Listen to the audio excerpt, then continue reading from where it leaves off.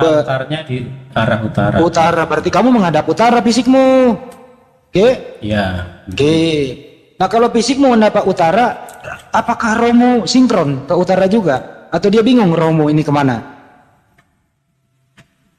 Roh ini kan nggak ada arah.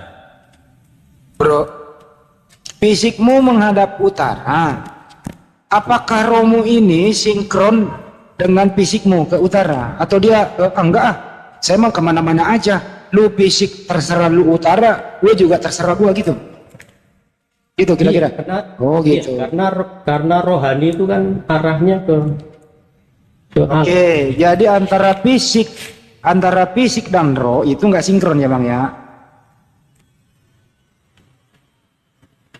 Iya, Oke, bisa dibilang begitu. Perintahnya ke gereja hari Minggu ada Bang? Menyembah tadi. Iya. Ada nggak? Saya balik ke kiblatnya Anda ya. Bentar dulu ini Bang, terakhir Bang, baru Anda lagi. Udah. Perintahnya itu Bang, perintah Anda pergi gereja itu ada Bang? Kiblat kan udah selesai di saya ya. Saya kembali ke kiblat Anda. Kiblat Anda itu diperintahkan untuk mengetahui siapa yang membelot. Apakah benar demikian? Apa? Islam itu pindah kiblat dari Baitul Maqdis ke Masjidil Haram itu ditujukan untuk supaya tahu siapa yang membelot. Apakah benar demikian? Nggak ada begitu membelot.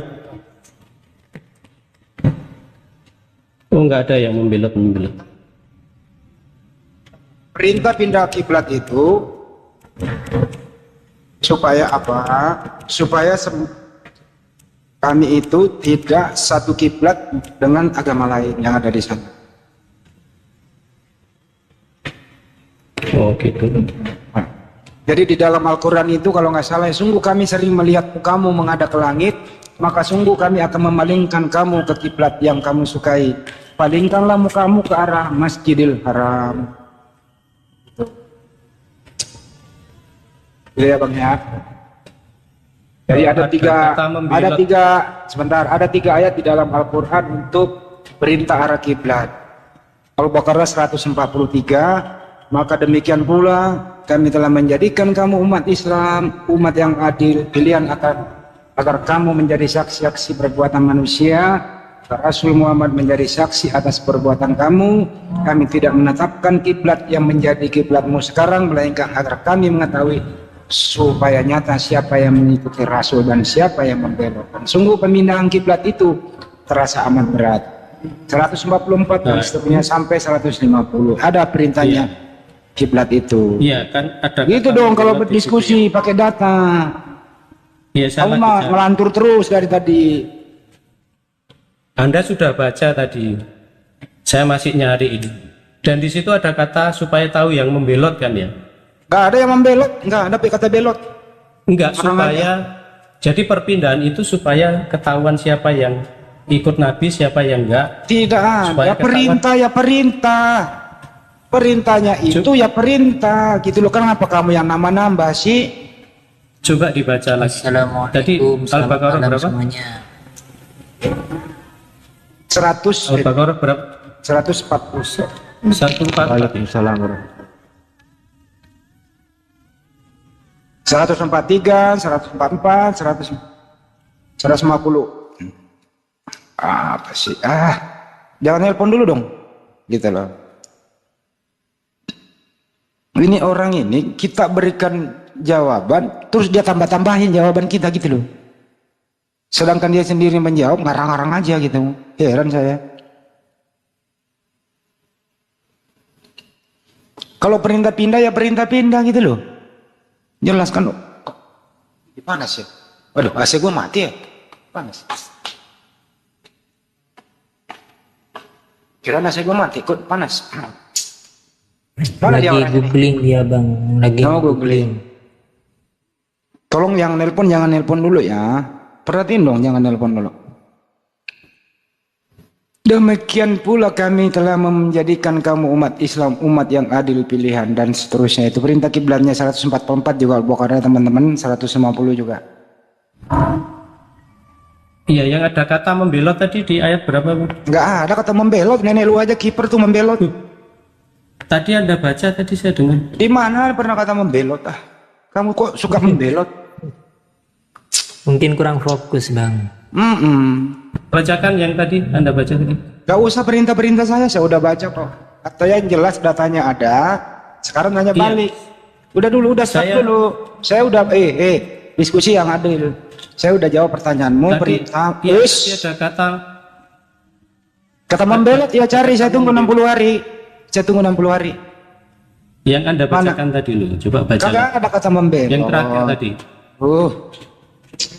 Ini orang ini gimana sih? Nggak ada saya bilang kata membelot. Apa kata membelot? Nggak ada. Ada. Ya udah lu yang baca deh. Ada tadi. Ya lu yang baca. Coba. Saya tunggu. Gimana kata membelot? Lu diskusi kok gitu. Susahnya. Tadi Anda udah baca tadi, coba. Gimana ada kata? Gimana ada kata membelot? 60 hari. Hah? Palingkan wajahmu, bukan membelot. Saya nggak pernah ngomong membelot loh, ditambah-tambahin. Lu nyuruh gue buktiin yang tidak gue omongin. Gimana kamu ini, bro?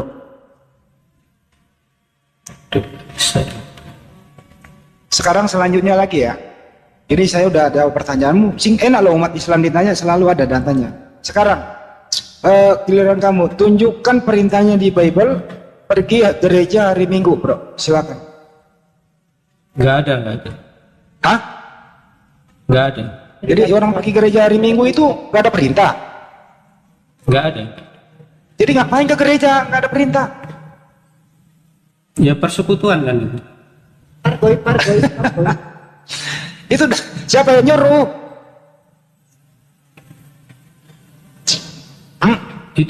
Itu persekutuan yang tradisinya sudah Iya, sejak zaman. siapa yang nyuruh? Jadi ngumpul. Nggak ada yang nyuruh. Saya sholat Itu dulu. tradisi Ustaz, gereja. Ustaz Andi, saya sholat dulu. Terus siapa yang nyuruh kalau nggak ada perintah? Iya, itu tradisi gereja awal. Itu sesuai ajaran Tuhanmu nggak? Oh, tradisi gereja. Tradisi. Tradisinya kan kalau Yesus kan biasa kumpul dengan murid-muridnya gitu. Ngarang lagi lu. Nyanyi lagu kecil. Seperti itu. Kapan Yesus nyanyi-nyanyi? Ada aja lu. Kasihan banget sih lu, bro. Ibadah kok nggak ada perintahnya, bro. Yesus juga pargoy. Jadi Ngomong coba bawa data. Matius 26 ayat 30. apa itu? Sesudah menyanyikan nyanyian pujian, pergilah Yesus dan murid-muridnya ke Bukit Zaitun. Ngapain? Jadi Lagu apa? Nyanyian apa itu, Yesus? Yesus nyanyi lagu apa? ya mungkin Mazmur kalau zaman itu. Terus Kristen nyanyi lagu apa? Mungkin. Pastikan. Ya karena di situ kan nggak dituliskan, tapi begitu jelas. Ya itu artinya penulis ngarang, mestinya sekalian lagu apa? Ya kalau Tuhan kok nyanyi? Itu aja di situ Yesus berpikir ya. Mungkin saja Tuhan kok nyanyi, Bang? Berpikir. Tuhan kok nyanyi gitu? Dikira menyanyi. Nggak, Tuhan kok nyanyi gitu? kita ngajukan data, dibilang ngarang susah. Ya kan saya nanya lagu apa? Ya, berapa? Ya kan Coba di kasih situ berapa? nggak dituliskan lagu apa. Oke, nggak. Gitu aja. Jadi Yesus menyanyi nggak ditulis lagu apa? Anda pergi gereja hari Minggu nggak ada perintahnya, betul ya? Iya, Betul? seperti itu. Iya. Betul ya? Nah kalau nggak ada perintahnya ngapain dilakuin? Ya persekutuan itu kan udah sejak zaman Yesus ini kan bersekutu juga, nyanyi juga. Yesus ngaji di gereja nggak? Persekutuan awal itu di rumah-rumah, malah bukan di gereja. Enggak, saya nggak nanya. Yesus nyanyi di gereja apa di mana?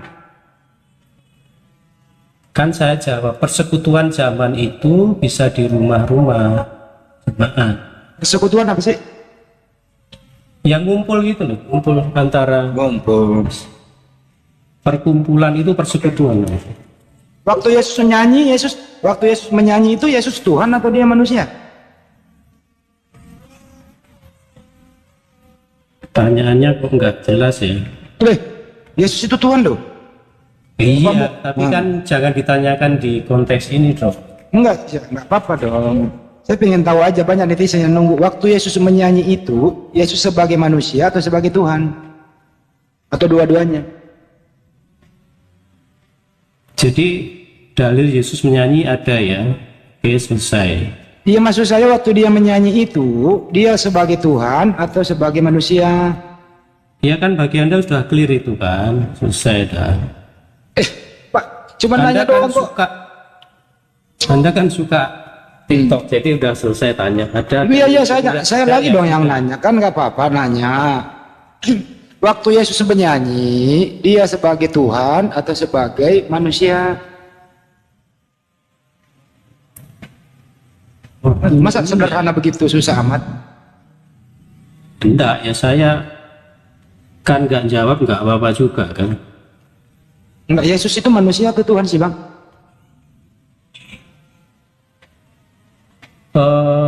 Manusia yang bergelar Tuhan. Manusia bergelar Tuhan, maksudnya gimana itu?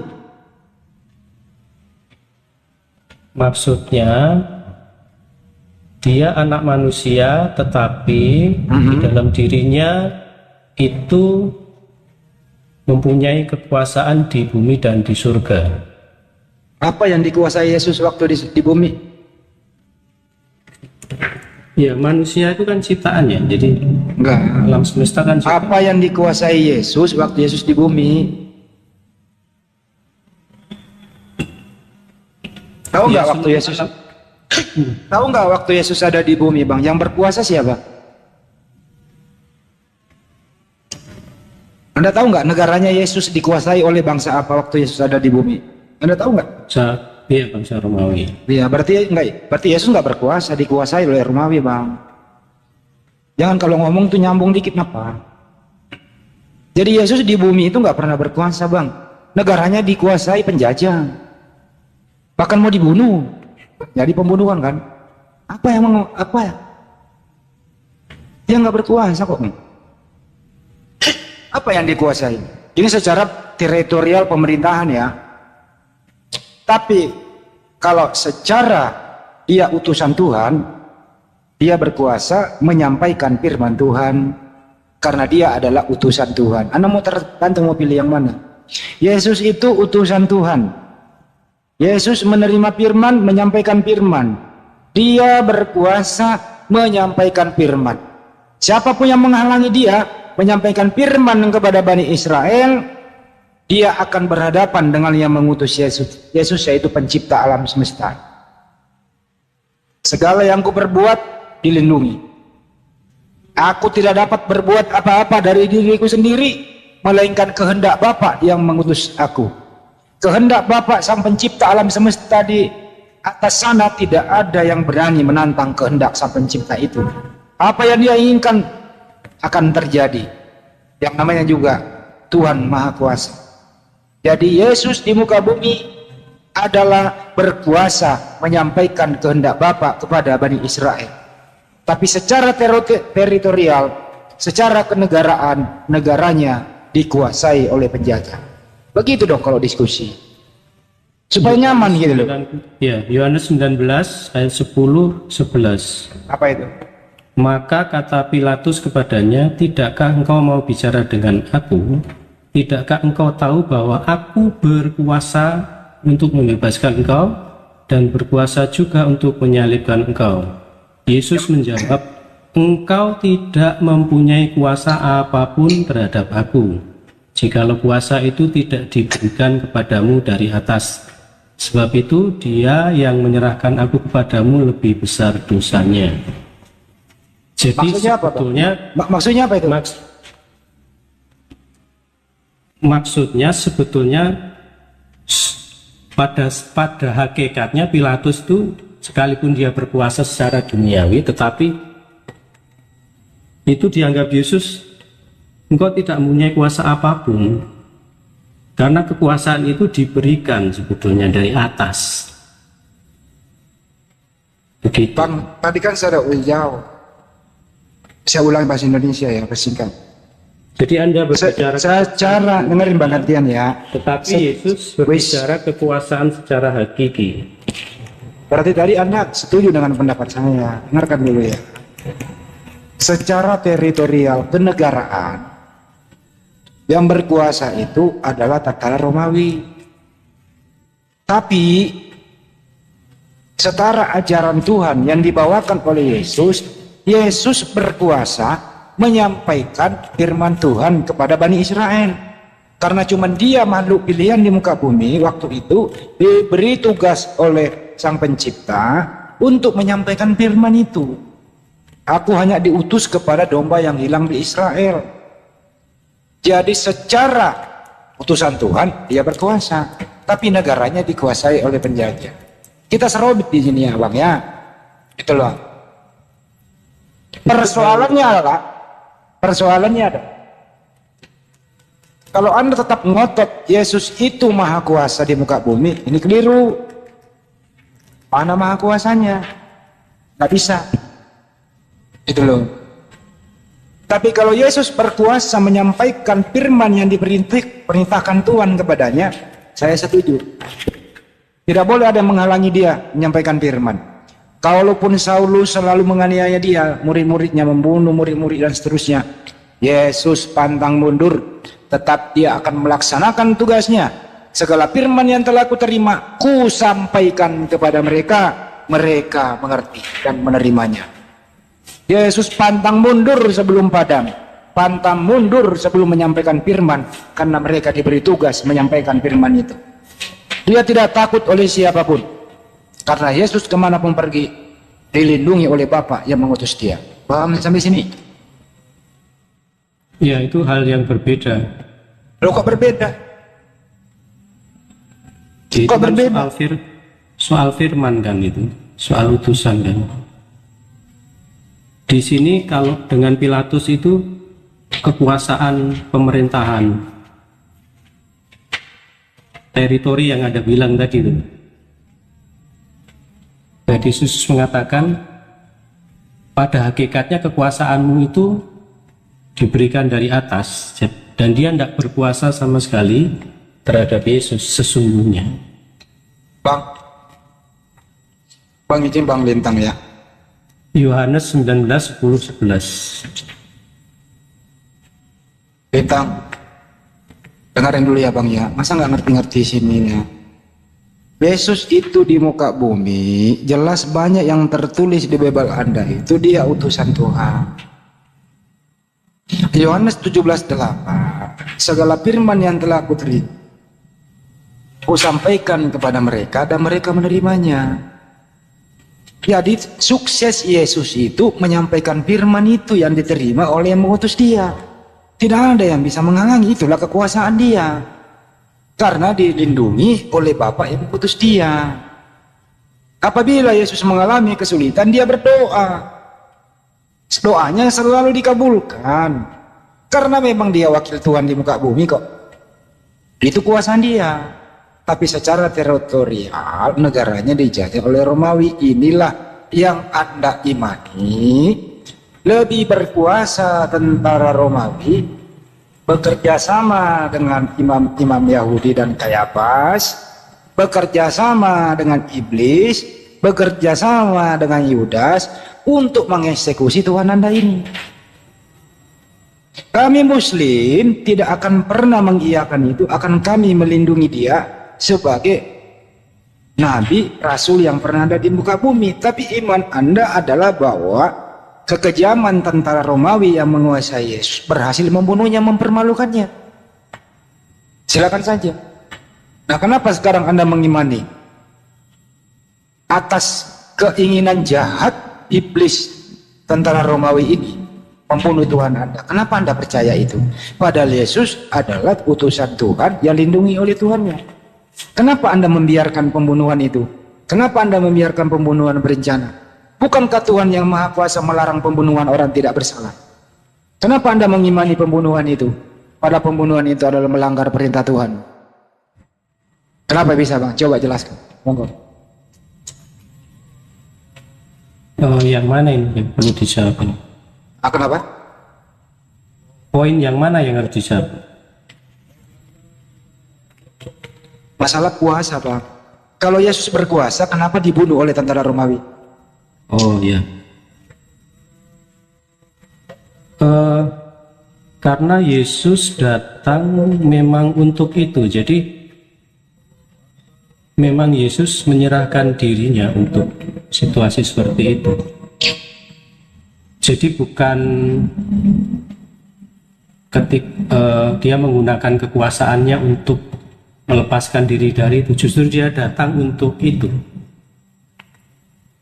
Bang, ingat ya Bang, Pak Lintang ya, izin ya.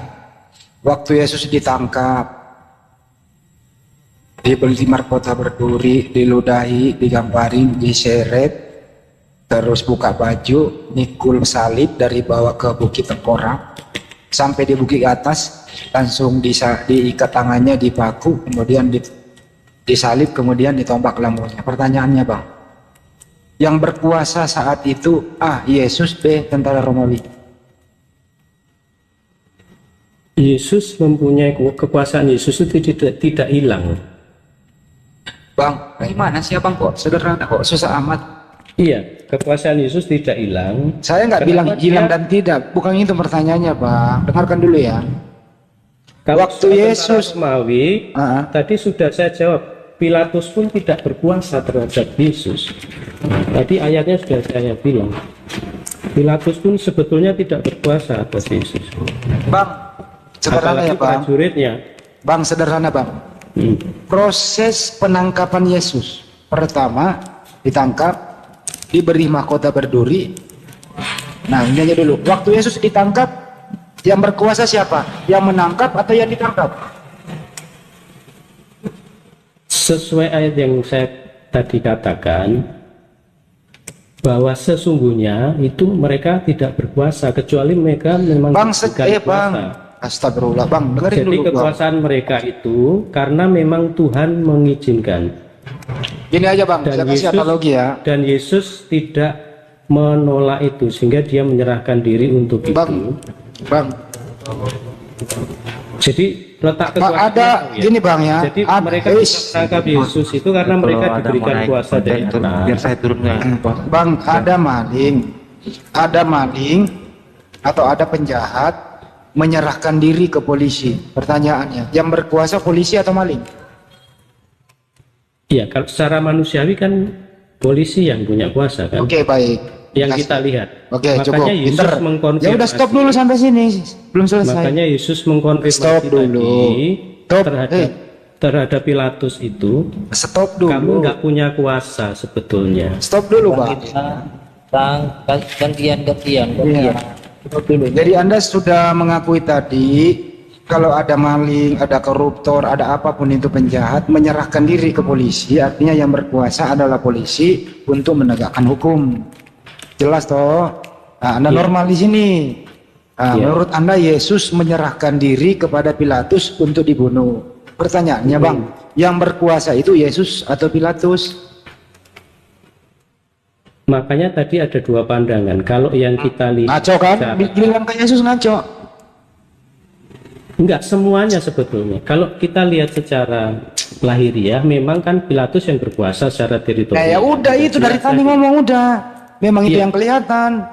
Iya, tetapi Yesus kan tadi ada jawaban di yang saya sampaikan tadi. Artinya secara yang kelihatan, Yohanes 19 ayat 10 tadi, 10-11 tadi. Nah, di sini jadi kita punya dua sudut pandang gitu loh. Bang, secara yang kelihatan, nih, secara yang kelihatan secara fisik, waktu Yesus ditangkap yang berkuasa siapa?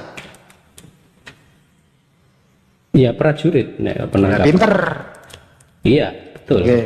Secara yang kelihatan, waktu Yesus dibunuh di tiang salib, yang berkuasa siapa? Berkuasa atas apa? Saya ulang. Waktu Yesus digantung di tiang salib, iya, dibunuh di tiang salib, yang berkuasa siapa? Berkuasa atas apa? Yang berkuasa atas pembunuhan Yesus. Atas pembunuhan Yesus. Yesus bilang, yang berkuasa siapa? Yesus bilang kalau dia itu menyerahkan nyawanya, bukan diambil nyawanya. Tadi Aku waktu berkuasa ditangkap, memberikan dan aku berkuasa mengambilnya. Bang. Jadi kalau bicara dalil ya, perkataan Yesus, jadi Anda kan hanya dari satu sudut pandang yang kelihatan aja kan. Iya, saya ngomong yang kelihatan, Bang. Saya nggak mau angan-angan. Iya, tetapi kan Yesus punya jawaban. Apa jawabannya? Punya dalil. Itu yang Anda juga harus fair melihatnya. Bang, Yesus di tiang salib mati atau tidak? Di tiang salib mati karena dia mati. bilang selesai. Okay. Siapa yang matiin dia? Siapa yang matiin dia? Yang matikan Yohanes 10 ayat 18. Siapa yang matiin dia? Siapa eksekutornya? Yohanes 10 ayat 18. Siapa eksekutornya, Bang? Tidak seorang pun mengambilnya daripadaku, melainkan saya nggak nanya itu, siapa eksekutornya, orang mana? Anda mau pemahaman dalil atau apa? Eksekutornya siapa, Bang? Ini jawaban Alkitab, Yohanes 10 ayat 18. Siapa eksekutornya di sana? Tidak seorang pun mengambilnya daripadaku, melainkan aku memberikannya menurut kehendakku sendiri. Aku berkuasa memberikannya dan berkuasa mengambilnya kembali.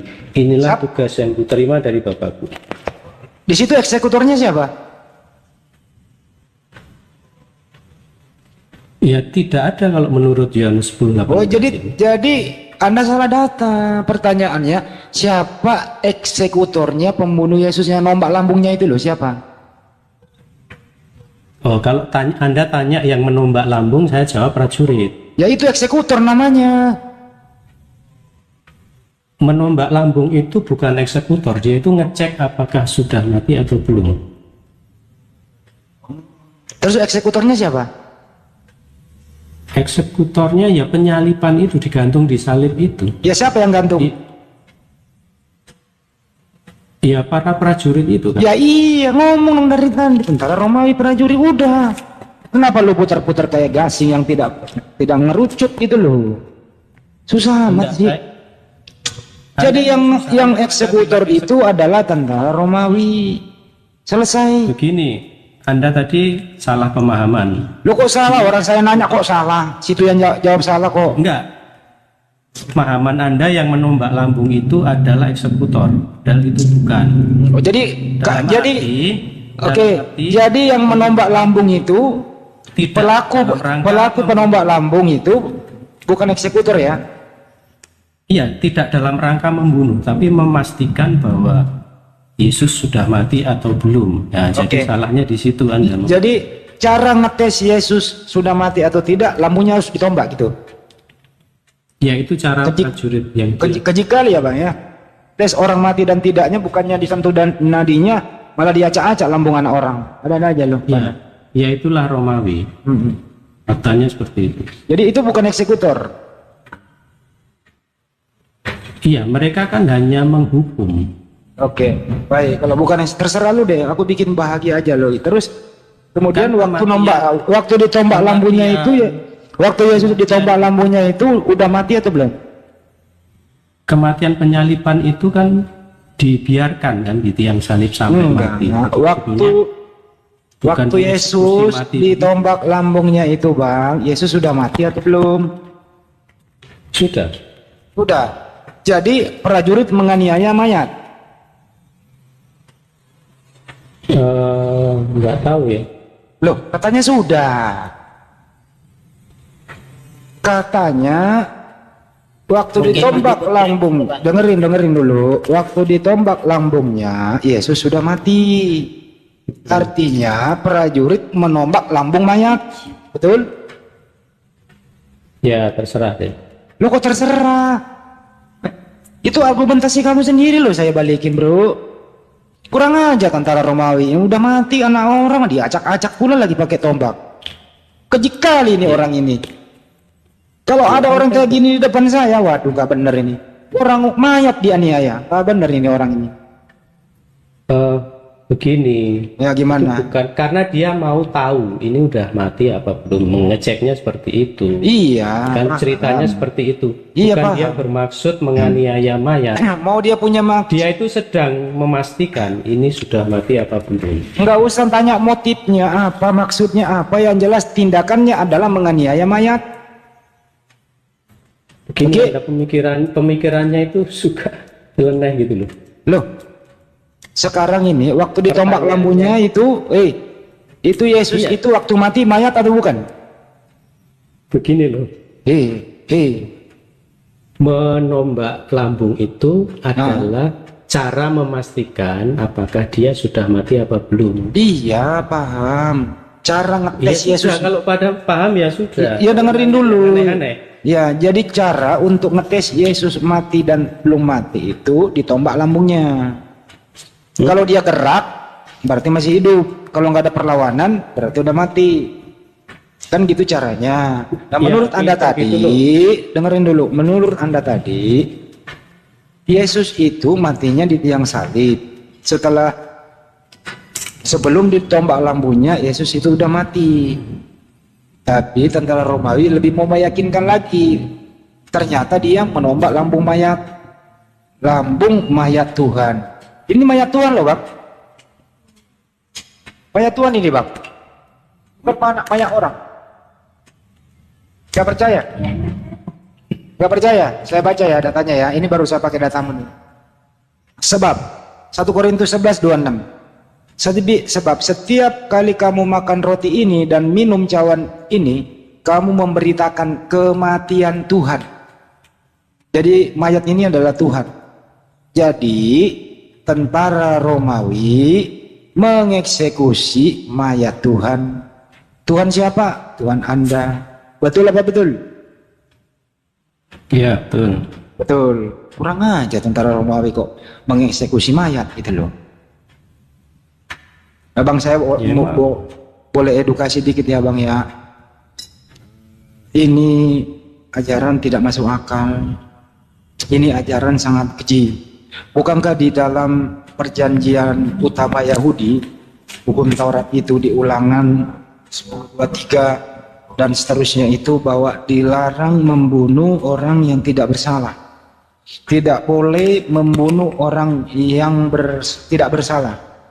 Jangankan tidak bersalah, di sana perintahnya jelas dilarang membunuh. Itu perintah Tuhan berlaku sampai detik ini.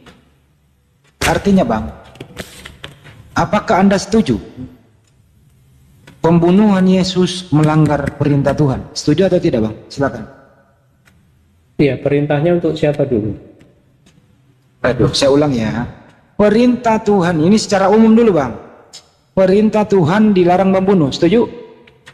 Iya, setuju. Setuju. Perintah Tuhan dilarang membunuh orang yang tidak bersalah, setuju? Iya, setuju. Setuju. Yesus tidak bersalah, setuju? Iya, setuju. Oke. Jadi membunuh Yesus melanggar perintah Tuhan, setuju? Yesus. Maksudnya perintah itu diberikan kepada siapa sih? Astagfirullah. Sekali kok. Saya ulang ya.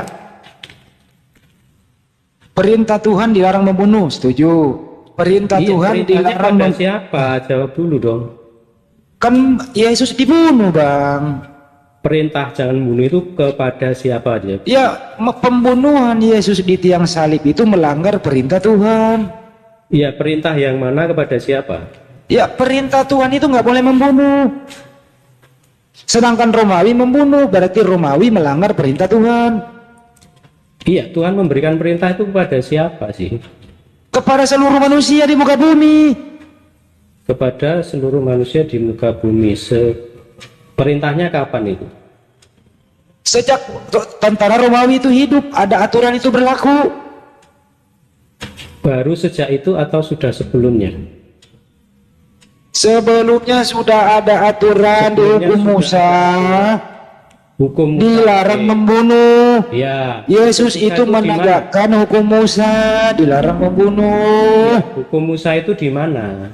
Di Taurat di Ulangan Di 10. Taurat Taurat untuk siapa? Untuk Bani Israel. Untuk Bani Israel. Oke, itu aja repot jawabnya. Iya. Jelas kan? Iya. Nah, sekarang itu untuk bangsa Israel. Sekarang Anda bicara Romawi. Oke. Kira-kira nyambung nggak? Baik. Sekarang kalau Anda mengatakan karena Roma adalah penjajah bukan Bani Israel, hukum itu tidak berlaku buat dia, artinya Roma ini tidak melanggar perintah Tuhan. Betul ya? Karena Iya, bukan Yesus. Oke, saya pegang kata-katamu, saya bikin bahagia lagi di sini. Jangan nanti Anda kejebak sendiri nih. Artinya hukum Taurat untuk Bani Israel, bukan Bani Roma. Jadi Roma ini tidak termasuk perintah ini. Jadi Roma sewenang-wenang boleh melanggar itu karena dia bukan untuk perintah itu. Oke? Jadi Roma ini mau berak di kepala orang, mau dia bunuh orang karena tidak masuk dalam hukum itu. Betul?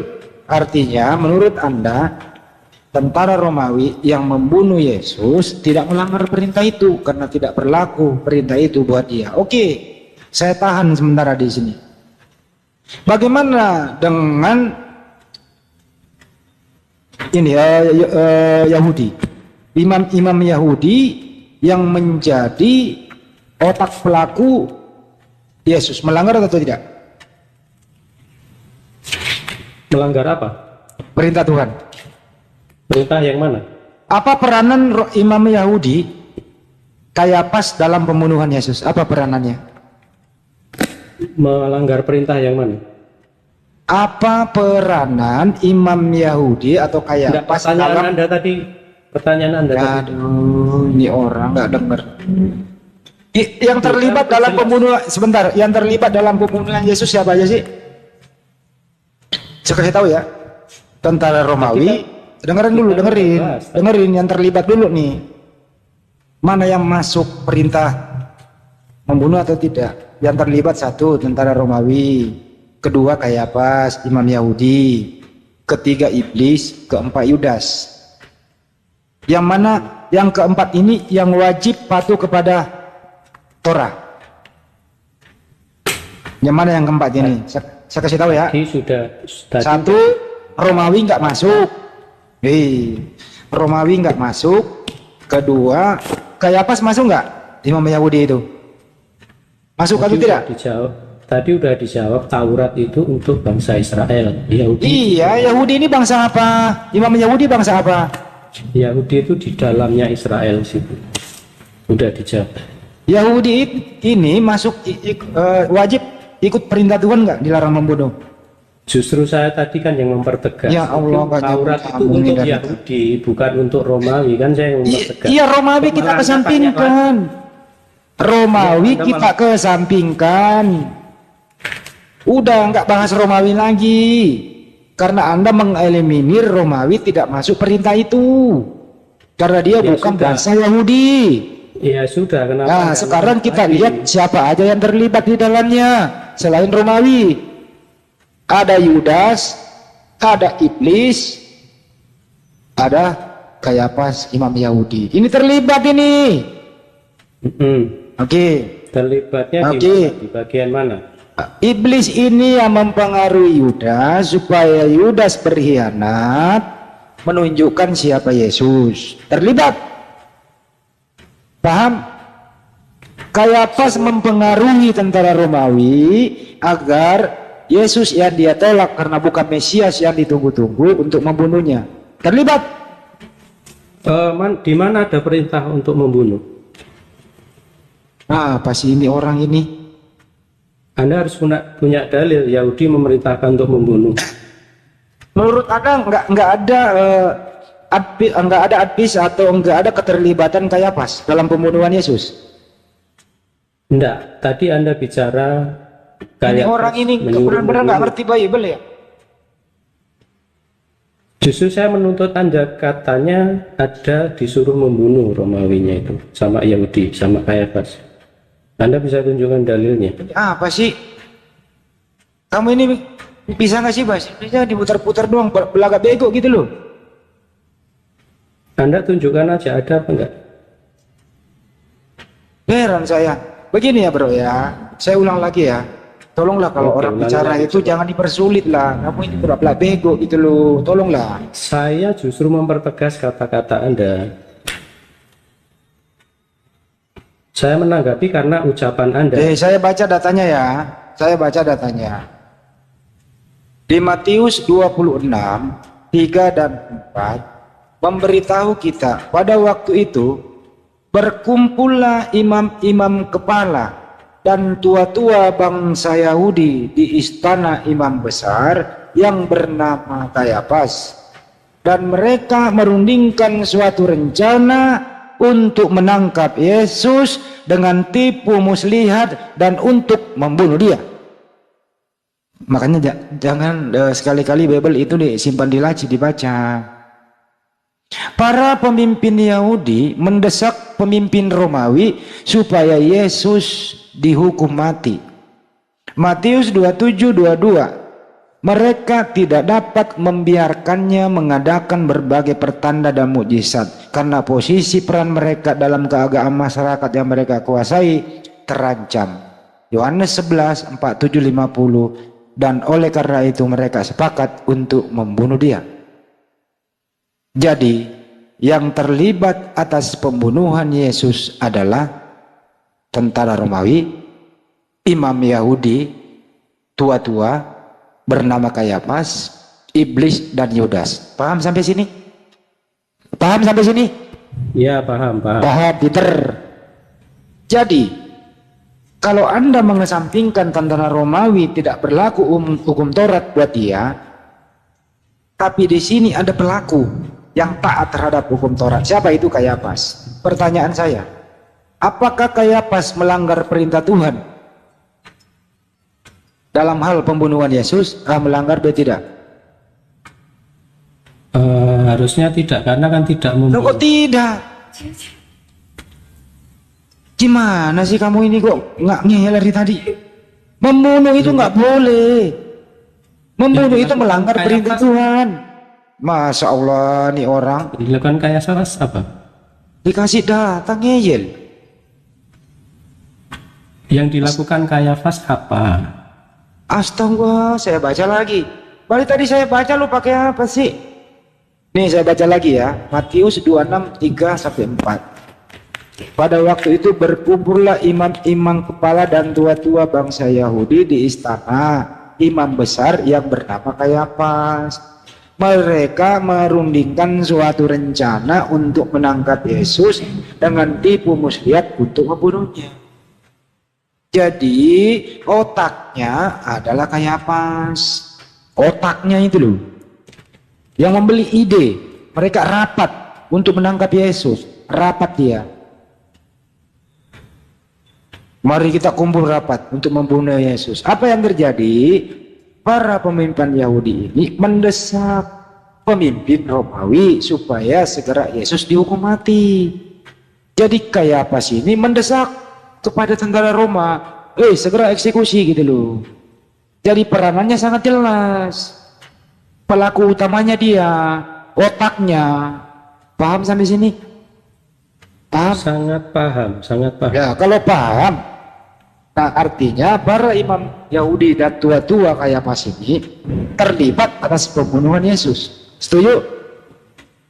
Iya, terlibat di bagian. Terlibat, pinter. Nah kalau Di bagian terlibat apa atas terlibat? pembunuhan Yesus, apakah dia ini melanggar perintah Tuhan, dilarang membunuh atau tidak? Makanya saya tanya, terlibatnya itu di bagian mana? Mulai oleng lagi makanya saya. Ada kata-kata eksekutor. Eksekutornya itu tidak kita masukkan karena Anda udah eliminasi dia Romawi, tidak masuk hukum itu. Romawi kita kesampingkan karena Anda mengatakan dia tidak masuk hukum itu. Dia tidak melanggar karena dia tidak terikat sama hukum pelanggaran perintah membunuh. Yang terikat di sini perintah dilarang membunuh adalah Kayafas, Yudas dan iblis. Paham sampai sini? Kayafas menggunakan Romawi untuk membunuh Yesus kan. Gimana sih kamu ini kok jadi kok kamu bahasa Indonesianya nggak Anda ngerti ya? setuju nggak Kayafas menggunakan kekuasaan Romawi untuk membunuh Yesus, benar nggak? Saya baca lagi ya. Kamu tadi saya bacain loh. Saya tanya dulu. Hmm. Kayafas membunuh Yesus dengan menggunakan kekuasaan Romawi, benar nggak? Kayafas Dengan menggunakan tangan Romawi. Kayafas merundingkan suatu rencana untuk menangkap Yesus dengan tipu muslihat untuk membunuh dia. Jadi Kayafas ini yang merencanakan pembunuhan ini. Pelakunya, eksekutornya adalah tentara Romawi. Jadi otak gitu. perencana adalah Yahudi, pelakunya adalah tentara Romawi. Paham sampai sini? Iya, Paham? iya, seperti itu. Nah, oke, baik. Dalam sebuah pembunuhan, apakah perencana ikut terlibat? Berencana ikut terlibat, tetapi dia tidak membunuh secara langsung. Dalam hal ini, apakah perencana melanggar aturan? Aturan yang mana? Aturan perintah Tuhan dilarang membunuh. Perintah Tuhan kan jangan membunuh. Perintah Tuhan dilarang membunuh, sedangkan dia merencanakan pembunuhan. Pertanyaannya, Iya, kan? diam. Rencana pembunuhannya itu ingin membunuh Yesus. Pembunuhan terjadi, satu. Sedangkan perintah Tuhan itu tidak boleh membunuh Yesus. Pertanyaan saya, rencana Kayafas ini melanggar perintah Tuhan atau tidak? Iya, kalau rencana itu masuk hukum mana kira-kira di dalam? Astagfirullahaladzim. Kan saya nanya. Iya, termasuk dia perencana, dia terlibat. Iya, itu masuk hukum yang nomor. Ya kena hukum itu. Hukumnya ini dengerin. Pasang mulut. Hukum itu Tuhan yang Maha Kuasa di dalam hukum Taurat itu dilarang membunuh. Ya, dilarang membunuh. Itu siapapun yang terlibat dalam pembunuhan itu pasti melanggar perintah Tuhan. Oke? Yang terlibat adalah Kayafas, iblis, Yudas. Romawi nggak usah dimasukin daripada debat kusir. Dia kan nggak masuk dalam hukum itu. Dia pendatang gitu kan. Sekarang pertanyaannya, apakah Kayafas ini melanggar perintah Tuhan? A, melanggar, B, tidak. Kan tadi saya nanya. Aduh. Merencanakan hukum nomor berapa sih perencanakan pembunuhan? Aduh. Kok Pura-pura blow on apa nggak mau mengalah nih?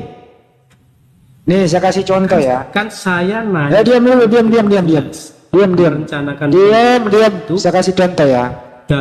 Dalam kasus 340, diam. Dalam kasus 340, gitu ya. Yang kita pahami sekarang supaya Anda paham hukum sedikit. Baik pelaku maupun otak pelaku maupun perencana otak pelaku itu lebih berat hukumannya otak yang merencanakan dari pelaku itu sendiri. Itu yang namanya terlibat pembunuhan. Siapapun di sana yang membantu, yang merencanakan dan seterusnya itu terlibat pembunuhan. Nah, kita cek bagaimana Yesus dibunuh. Siapa yang terlibat di dalamnya? Kayafas, perencana, Yudas yang berkhianat, iblis yang mempengaruhi Yudas, Romawi eksekutor. Anda kesampingkan Romawi karena Anda mengatakan Romawi bukan Bani Israel. Ya, is okay. Undang-undang yang berlaku waktu itu dilarang membunuh. Kalau kita tarik sekarang Undang-Undang 340 dilarang membunuh atau pembunuhan berencana. Oke. Pertanyaan sekarang.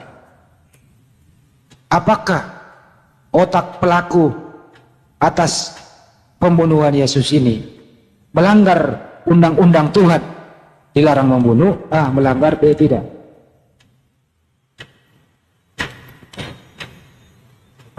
Kita pijakannya kan Taurat ya untuk yang Turunin Albaldo. Kagak ngerti bahasa Indonesia. Tak ngerti bahasa Indonesia lu? Udah 6 kali gua ulang-ulang. Tak ngerti lu bahasa Indonesia. Kamu pura-pura on, pura-pura blow on. Serius bro, kamu pura-pura on, pura-pura blow on. Keluaran 20. Blow on, bener, pura-pura blow on. Capek lo bener itu, pura-pura blow on. Yang jelas gini loh, udah jelas. Saya bikin bahagia dia supaya saya nggak debat kusir, oke lah. Prajurit Romawi, dia bukan Bani Israel, dia bebas berbuat. Karena dia juga penjajah. Ya oke, dia nggak melanggar perintah Tuhan, is oke. Saya bikin bahagia dia supaya nggak debat kusir di sana. Tapi ada